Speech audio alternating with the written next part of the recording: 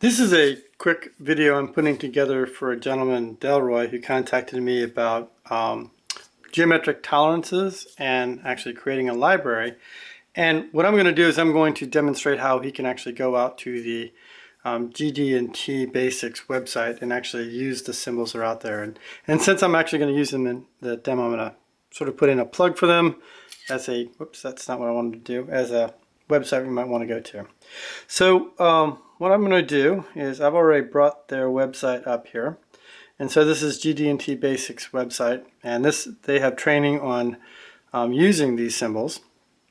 But for our purposes, we're just going to actually kind of bring those into GraphPad. So what I'm going to do is I'm going to take an image of that, and that's by using the home key and the off button, and you can do them simultaneously and it'll take a screen dump. And now we can actually bring that into GraphPad. And the first thing we're going to do, this is a brand new installation that I actually downloaded, so this is exactly what you'd buy in the store. And what we're going to do is we're going to go into import image size, and we're going to bring in the largest size that I allow. And we're going to use the zoom scale, and we're actually going to zoom all the way, zoom all the way out. And then what we'll do is we'll drop the image in. So I'll just grab the image from the image library. And today I guess I've got some stuff down here. There we go. So I've got the image. And I can position it. And what I'm going to do is I'm going to try and position it so I can see as many of these as I can in one shot. And then we'll use the zoom button, and we'll zoom all the way to the top. That gives us a consistent zoom size that we can recreate. And I'll select the, I'll go ahead and create the top image here. So to grab this image, what I'm going to do is I'm going to go into my points mode, and I'm going to create a selection area. I'm going to try and be precise about how I'm doing this. So hang on one sec. What we'll do is, I'm pretty sure I know the size of this as being about 5 by 5, and so we'll just kind of create a standard image size that we can recreate. So it's going to be a little bit more on this side and almost on this line. So I'm doing this for a reason, and so if I look at this, this is a 5 by 5, and so now when I go to create my images, I can create them exactly the same size, and I'll just position it how I want it on there. So once I've position my selection area, I can go to my copy group and create image, and we'll see it shows up in the image library. And we'll just take our image selection area and move it down. So we'll grab this image as well and create that image. Now as soon as I go to the pan zoom, I'm going to lose this, which is why I sized it to a particular size. And we'll see how this works going forward. So anyway, so now what we can do is we can go into, and we'll close this out. We'll go into my images. Alright, I'll see my images here. I'm going to hit this button to edit it. I'll go to the first one, hit edit there as well. And we'll see that I've done pretty good. I've got 61 pixels, or 60 pixels by 61. So let's see how this actually would work on a drawing. We'll go to the next page, and we'll draw two lines. And what we're going to do is we'll select one of our newly created images, we'll drop it on there, and we'll see how it looks on the drawing.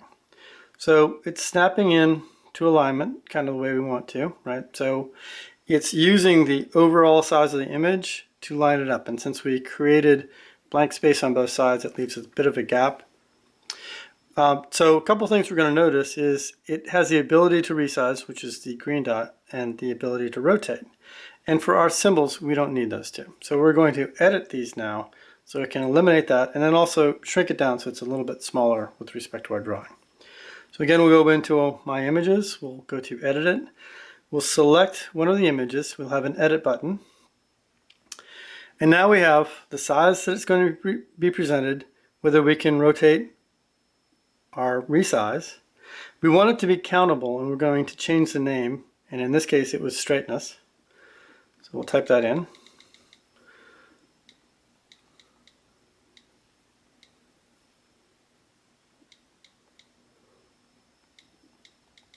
Okay, return.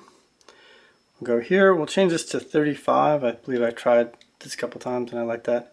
Now notice the height doesn't automatically update. We have to tab into that field and it'll give us the correct size. And here's the last kicker. To hit the save button, we actually have to close out the keyboard.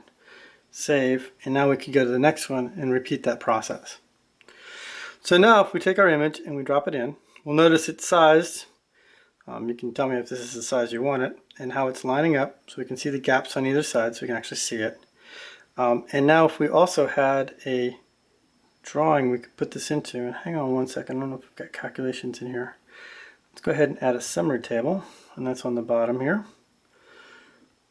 Oops, wrong one. We'll bring that up here.